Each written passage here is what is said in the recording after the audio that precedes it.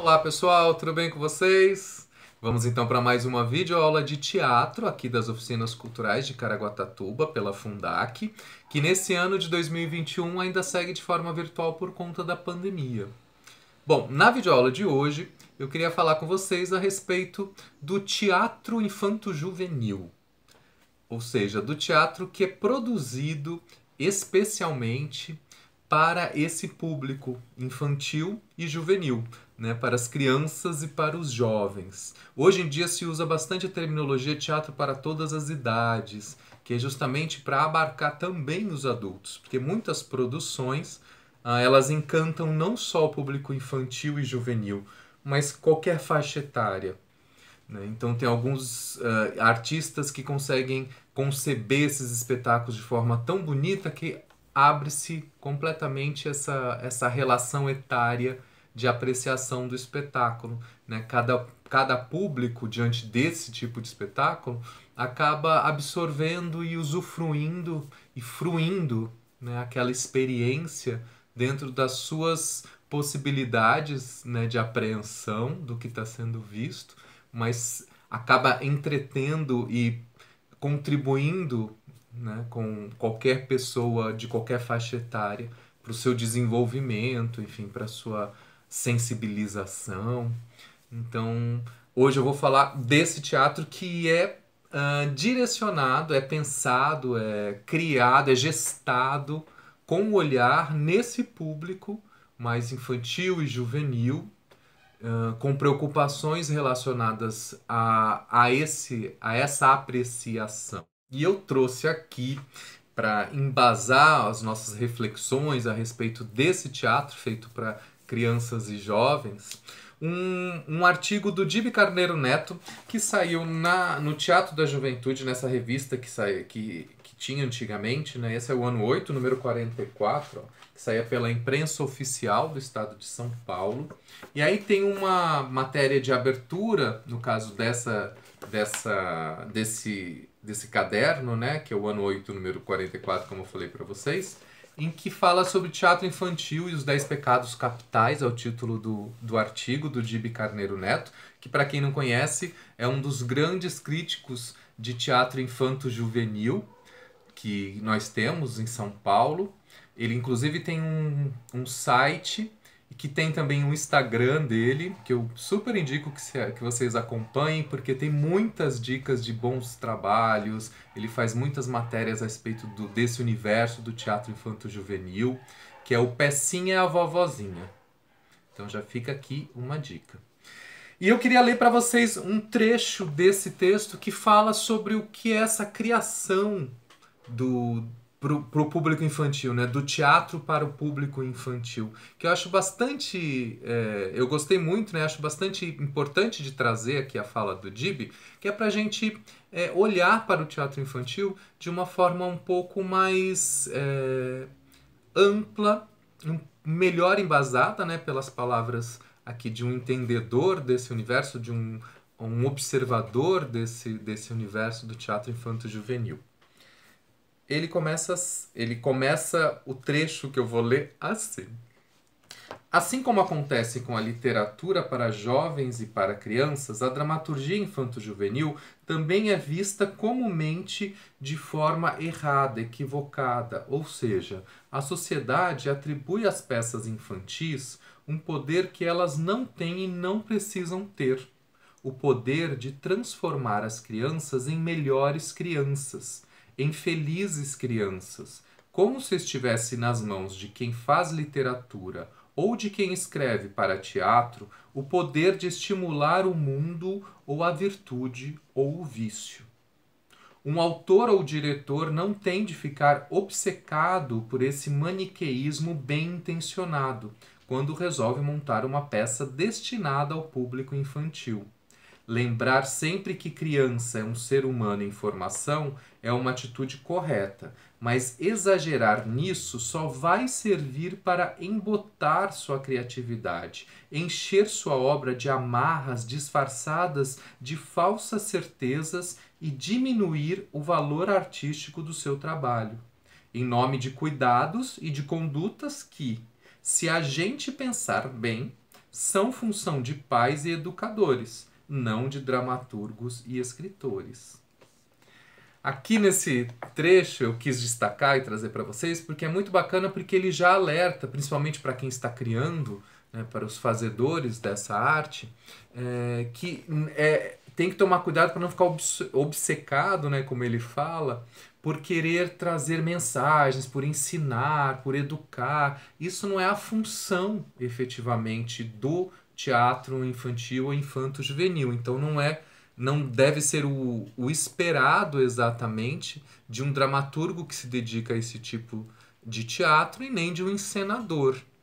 Mas ele alerta para que o criador não fique obcecado por isso, porque isso pode acabar impedindo que a sua criação flua de forma livre.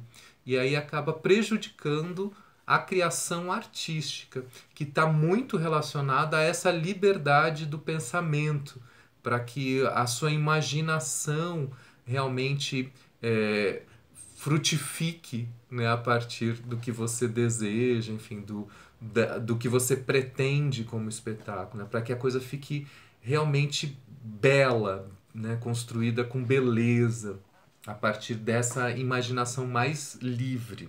Né? Então, isso é bacana também, porque se a gente pensa nessa possibilidade que ele está falando, para não ficar obcecado, isso também se relaciona talvez a essa tendência que hoje a gente tem, como eu comentei no começo, né, de observar alguns espetáculos e ver que eles são para todas as idades, ou seja, a criação do espetáculo não foi focada e não foi limitada para que tivesse ali apresentado no palco coisas que contribuíssem única e exclusivamente para o desenvolvimento de uma criança mais ou menos em tal faixa etária, mais ou menos com tal tema, né? Então isso também vai permitir com que os trabalhos fiquem livres para diversos públicos, uma vez que não existe, né, no processo de criação a preocupação excessiva com isso. Ele alerta que, obviamente, existem preocupações que devem pautar a criação para o universo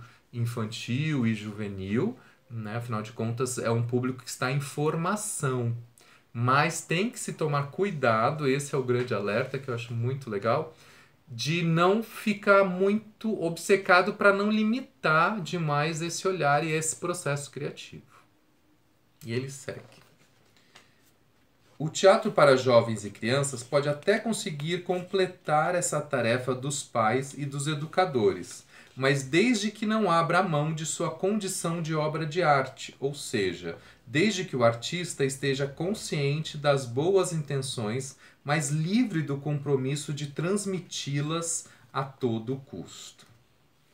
Uma peça de teatro vai ser melhor, mais bem feita e bem escrita se conseguir simplesmente causar alguma reação livre na plateia mirim, seja de estranheza, seja de encantamento, seja de frustração, seja de desconfiança e até de repúdio, porque se a arte for capaz disso, ela estará contribuindo para construir uma pessoa mais liberta, uma pessoa capaz de entender sozinha os limites entre bondade e maldade na vida real, uma criança menos submissa diante dos chavões e das receitas prontas de felicidade, mais fantasiosa e assim mais inquieta e ao mesmo tempo mais lúcida para enfrentar a vida, seja as maldades da vida, sejam as alegrias da vida, sejam aquelas situações muito mais comuns do que a gente pensa, em que a maldade e bondade estão absolutamente mescladas e confundidas na vida real. Um bom texto de dramaturgia para jovens e crianças, no meu entender, não é o que nasce querendo manipular, formar, educar, orientar, catequizar, mas o que faz disso tudo uma decorrência de sua condição livre de obra de arte. Um texto teatral tem de ser livre o suficiente para prender, por mais contraditório que isso possa parecer. Oferecendo liberdade em forma de arte, é que se consegue formar pensadores, estimular reflexões, derrubar conformismos e transmitir a noção fundamental de que não há limites para viver com intensidade. Quanto menos aptas a serem manipuladas e domesticadas, mais saudáveis serão as crianças por toda a vida. É bacana que esse texto nos ajuda justamente a olhar para o teatro infantil e juvenil com um olhar mais adequado de expectativas, né? E também nos estimula, pelo menos lendo isso, eu me sinto mais estimulado a ir assistir os espetáculos infanto-juvenis, na medida em que a gente deve ir esperando que eles nos proporcionem isso, esse tipo de desenvolvimento, né, que é esperado de uma obra de arte voltada para esse público. E ele segue. E fazer teatro infantil, de olho na liberdade, não significa pregar a bagunça, o descontrole, as liberalidades, as inconsequências, não significa atropelar os cuidados com o ser humano em formação. Significa apenas criar uma dramaturgia infantil menos rotineira, menos aborrecida. Significa ousar mais, pensar muito mais nos quintais do que nas salas de aula, alçar voos arriscados rumo a uma estação chamada sensibilidade. Há muito o que fazer e criar em cima de um palco. Sobretudo, há muito ainda o que arriscar pisando em um palco. Fazer uma criança se espantar diante das infinitas possibilidades do jogo teatral significa fazê-la compreender que há infinitas possibilidades no jogo da vida. E aí, nessa última parte aqui que eu li para vocês, né, que é o que eu queria trazer para vocês desse artigo do Dib Carneiro, ele nos alerta para essa questão de que trabalhar e setivar, né, a liberdade, né, do olhar da criança é saudável, mas isso não significa estimular a bagunça, né? Quando eu acho bacana essa construção metafórica que ele faz do artista estar mais de olho no quintal, né, que é um lugar que a gente sabe hoje em dia, né, com os estudos de pedagogia, o quanto se aprende num quintal, mas a gente não pode ir para o quintal querendo colocar as regras da pedagogia, né? A gente é pedagógico pelo próprio brincar. Então eu acho bacana essa metáfora que ele faz, né, que o teatro infantil, infanto-juvenil, tem que estar muito mais com o olhar ali do que na sala de aula. Então, mas isso não significa também que é qualquer liberdade, que é para promover a bagunça, a baderna, porque aí também ninguém usufrui de nada, né? Também não é saudável, né? E que tem muito ainda caminho a ser trilhado.